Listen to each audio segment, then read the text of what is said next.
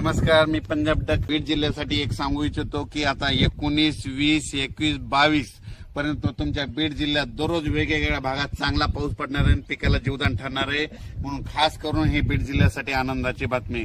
त्याच्यानंतर लातूर जिल्हा झालं, सोलापूर जिल्हा झालं, धाराशिव जिल्हा झालं, नगर जिल्हा झाला, परभणी जिल्हा झाला, नांदेड जिल्हा, हिंगोली जिल्हा, जालना जिल्हा, संभाजीनगर या जिल्ह्यातल्या शेतकऱ्याला सांगू इच्छितो की उद्या 20 जुलैपासून 20, 21, 22 आणि 23 या दरम्यान चांगला दररोज वेगवेगळ्या भागात भाग बदलत पाऊस पडणार आहे, म्हणून हा अंदाज लक्षात घ्यायचा। त्याच्यानंतर आपण परत विदर्भाकडे वळू। आज आहे 19 जुलै 2025। तर विदर्भ, पूर्व विदर्भ आणि पश्चिम विदर्भ 6 आणि 5 11 जिल्ह्यामध्ये म्हणजे 19, 20, 21, 22, 23 पर्यंत तुमच्या पूर्व विदर्भ आणि पश्चिम विदर्भ 11 जिल्ह्यामध्ये दररोज वेगवेगळ्या भागात पाऊस पडणार आहे आणि पिकाला जीवदान ठरणार आहे, म्हणून हे अंदाज लक्षात घ्यायचा।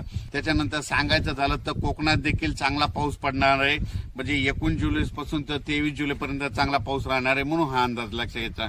त्याच्यानंतर उत्तर महाराष्ट्राकडे देखील सरीव सरी येत राहणार, म्हणून हा अंदाज लक्षात घ्यायचा। पण राज्यात सांगायचं झालं तर नगर जिल्हा झालं, जळगाव जिल्हा झालं, नाशिक जिल्हा झालं, त्याच्यानंतर बुलढाणा जिल्हा झालं, बुलढाणा ह्या भागामध्ये म्हणजे 22, 23, 24च्या दरम्यान तिकडल्या भागामध्ये चांगला पाऊस येणार आहे, म्हणून हे अंदाज लक्षात घ्यायचा।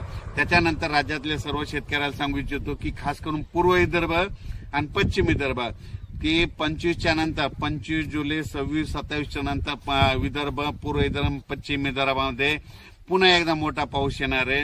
त्याच्यानंतर हे अंदाज त्याचा नंतर दिले ते, पण खास करून आज 19 जुलैपासून ते 23 जुलैपर्यंत सोलापूर जिल्हा, सातारा जिल्हा, सांगली जिल्हा, पुणे जिल्हा, त्याच्यानंतर नगर जिल्हा, त्याच्यानंतर धाराशिव, बीड, लातूर, नांदेड, हिंगोली, यवतमाळ, परभणी, त्याच्यानंतर इकडे जालना जिल्हा, संभाजीनगर जिल्हा, जळगाव जिल्हा, त्याच्यानंतर बुलढाणा जिल्हा, अकोला, अमरावती, वर्धा, नागपूर, भंडारा, गोंदिया, चंद्रपूर या भागामध्ये